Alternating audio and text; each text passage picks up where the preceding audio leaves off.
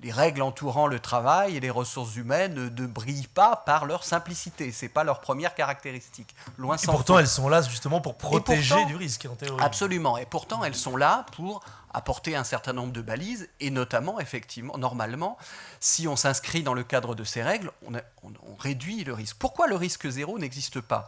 Parce que vous allez avoir rarement une situation qui sera toute blanche ou toute noire, et vous allez souvent être confronté à un certain nombre de contextes, d'environnements, de mise en œuvre de décisions qui vont entraîner un arbitrage et qui vont entraîner forcément des interprétations qui pourront être faites au fil du temps. Alors il y a différents domaines, si vous voulez, sur lesquels cette question du risque en matière de ressources humaines et de travail se pose avec plus ou moins d'acuité. Je vais, si vous le voulez bien, mettre un coup de projecteur sur certains d'entre eux qui me paraissent les domaines les plus importants. Et il y en a un notamment, c'est évidemment la santé au travail.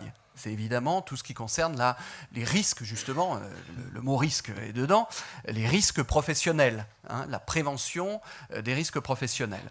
On a d'ailleurs dans le droit européen un texte qui est une directive cadre de 1989 qui est venu fixer un certain nombre de prescriptions qui s'appliquent dans toutes les entreprises et qui a été transposé dans le droit français comme dans les différents droits des pays de l'Union européenne, avec une douzaine de principes généraux de prévention des risques professionnels. J'ai envie de dire, si on ne doit retenir qu'une seule chose, c'est ces principes généraux, parce qu'après, toutes les règles techniques très détaillées, parfois très complexes, qui peuvent exister, sont toute la déclinaison de ces principes généraux.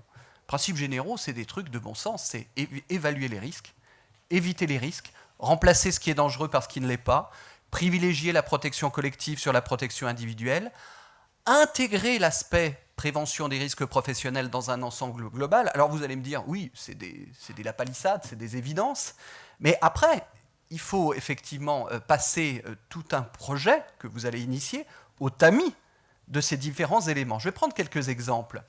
On a eu en 2008 un arrêt qui était l'arrêt SNECMA, qui était venu dire, le juge était venu dire, attention, si vous modifiez une organisation du travail et que vous n'avez pas pris en compte dans le projet global de modification de cette organisation du travail les aspects prévention des risques professionnels, moi, juge, j'arrête tout, je stoppe tout.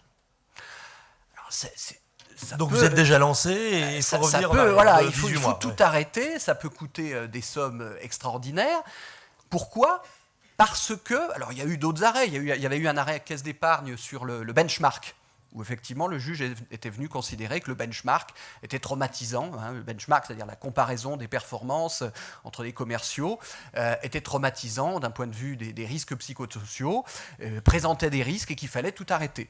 Alors c'est éminemment contestable dans un certain nombre de cas, mais c'est comme ça. C'est comme ça, il y a une dimension de prévention des risques sur lequel le juge est assez vigilant et qu'il faut prendre en compte. Alors, il a été amené à nuancer. Vous êtes plutôt en train de nous dire qu'il y a un risque nouveau, vous pensez tout faire bien, et le risque, c'est le risque d'être traîné en justice par un syndicat qui va mettre à plat tout ce que vous aviez bien fait en consultant et en publiant.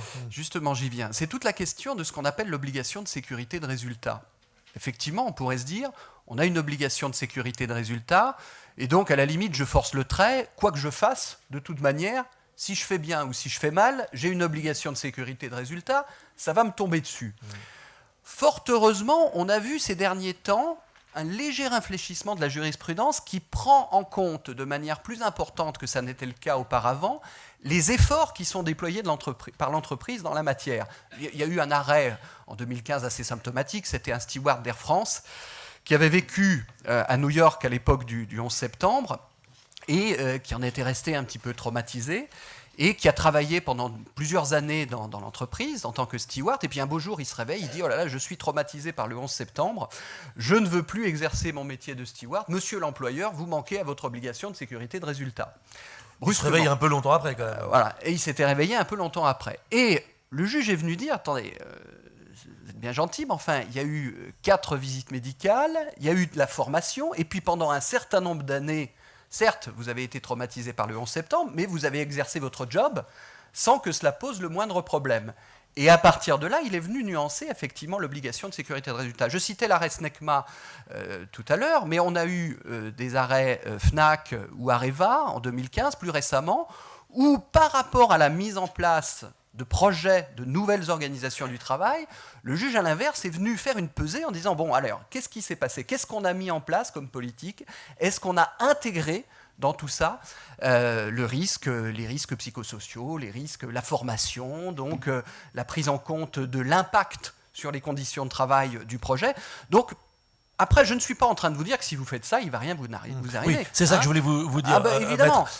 J'en reviens à ce que j'ai dit. Même si vous faites bien, si vous faites mal, il y a un risque. Il y a un risque de toute manière. Donc la question n'est pas de supprimer le risque. La question est de réduire le risque. La question est de gérer le risque.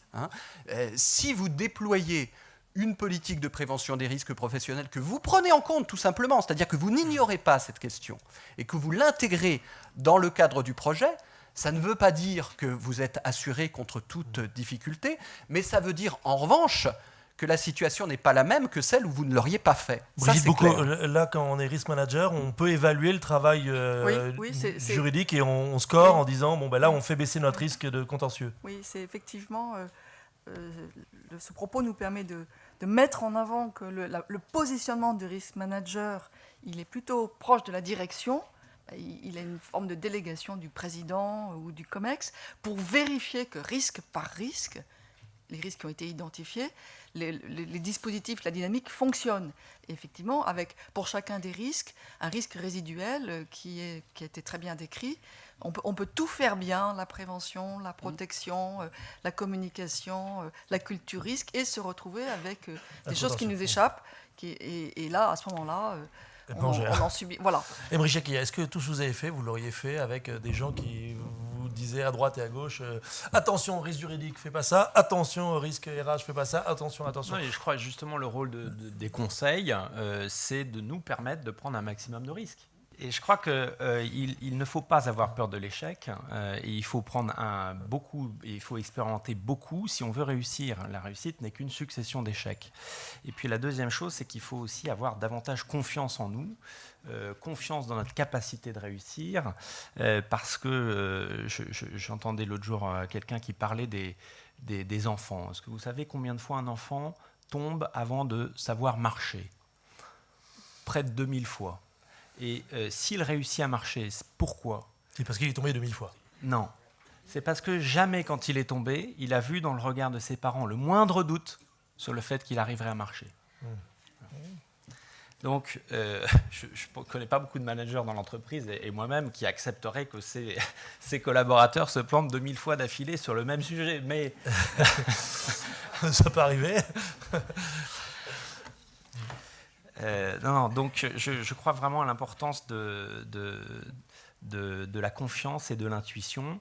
Nous, je dis souvent à mes banquiers, vous savez, vous pouvez nous faire confiance, nous on est triple A+. Alors nos banquiers, ils aiment bien ça quand on leur dit qu'on est triple A. Et chez nous, ça veut dire audacieux, agile et attentif. Et ça, aucune banque va nous enlever ce triple A.